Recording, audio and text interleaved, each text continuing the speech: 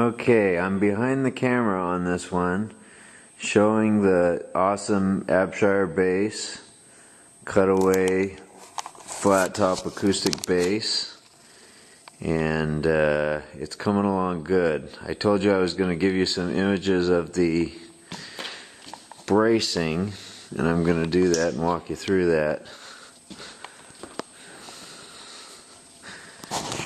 This requires some explanation here. I don't know if it looks like much or not, but there's a lot going on. Anyway, I'll start with this. The neck is all one piece, and it's got these reliefs cut at specific places for the sides to join. They call it an integral neck joint, like a classical guitar. And then here,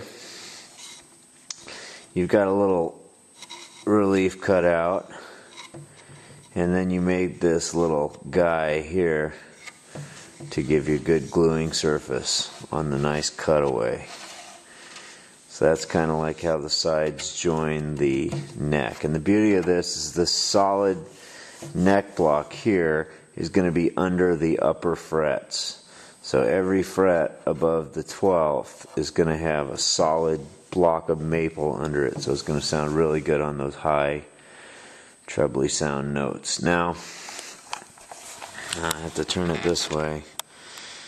That gigantic brace there is, it basically supports the neck tension. That's a very important one. And on the bass here, keeps the neck block from rotating, keeps that, actually be this way, keeps the stress of the strings on here from making that top kind of cave in. So this is a very important one, and on yours you can see we beefed it up to a giant piece of split spruce. And then we did some extra insurance here. I'll show you. I'm sorry about the Blair Witch. But these guys here, I glued these to the side and cut a little relief in here to give it a little bit more gluing support this way. And I made a little wedge. This is like triangle shaped curved lining. And I made a little wedge to make a square surface for these and cut a relief in this brace. So this thing holds it and basically immobilizes this neck. Now this neck block wasn't square at the bottom when I made that. That wasn't by design or either way, but once I got it in here, everything went together just perfect, but this wasn't square, so I put a little wedge of spruce in here to immobilize this neck block. So this structure here to keep the neck block from rotating, it's going to be glued at the back too, is super robust. So this is just going to be really strong. So I got these nice little guys around the sound hole, these little braces here, and they're fairly tall and wide. The guy who I sort of, the design for this bass, which I modified a little bit, he had this go a little bit further from the sound hole, and he had a little maple plate in there, but in our case I put this right up against it, made a little bit longer neck block, and then I'm just relying on these for that critical support around the sound hole. Now we've got this X-brace system. You can see it's very wide and it's very tall here at the X. There's a lot of mass right in the center. And then, it thins out as you go out, like dramatically, much more dramatically than what we see in a regular acoustic guitar. And this brace, the beauty of this bracing system is we need more support down here too to keep that top from bellying, to keep it from pulling out. So we did this dual X system where we have another X here. But we did not do, like here this is a joint, these pieces of wood are joined here, but instead of doing that on the secondary X brace, we did what's called a bridge brace, which is again seen in classical guitar construction. See, that brace actually is made like a bridge to jump over that X brace, which is like one of the main, sources of vibration. We don't want to dampen that with another X system. So we made the support, but we jumped that X. And then we did a second tone bar here, and it's just a little flat guy, kind of like a popsicle stick, but he's scalloped too. It's a carved piece for optimal vibration pattern. And then coming over here, whoa, I have the 3 finger braces over on the treble side.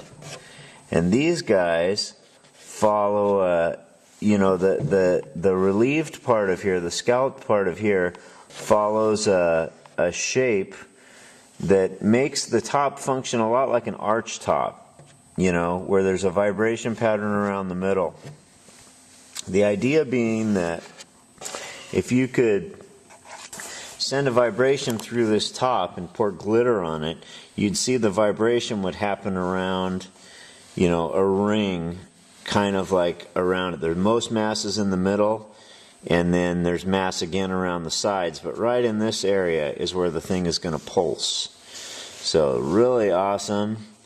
You can see the precision there, how that X, how that long brace just goes right up against that tail block effortlessly. These linings are relieved here, meaning I've cut out an area right here, and then these are tucked under on the X on the main support. So those won't pop up over time. When that glue dries, there's been a lot of vibration. These guys are wedged in there, so they're not going anywhere. These guys, not the same. I feathered them down to where they go to 0 precisely at the lining. You can just see a whisper of wood, beyond the lining, but basically they end at the lining. But they're not going anywhere either because they're not stimulated quite as much as this. So it's a very robust architecture on here, and it's coming together nicely. Now on the sides here, you'll see I'm getting ready to do the back. You just carefully put this down. And I've marked out these measurements. This is a little open for negotiation because I'm going to have to make this line up with that. Just a guideline. I'm going to kind of go to the top part, and then I'm going to feel it out with a 80 grit sandpaper on a straight piece of wood to make this all go together. But the taper of the back basically goes like this. This is mostly flat. It goes like 5 2/10 inches on the back, which is nice thick, and then it only comes down, the only amount it loses between there and then the waist is 1/10 of an inch, down to like 5 1/10. And then it goes down to 4 1/2 by the time it gets to here. So basically mostly flat to here, and then a descent in the upper bout. So that's going to really make for a beautiful sounding instrument.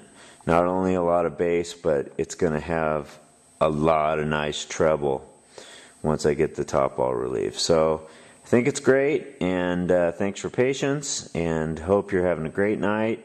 Doing some more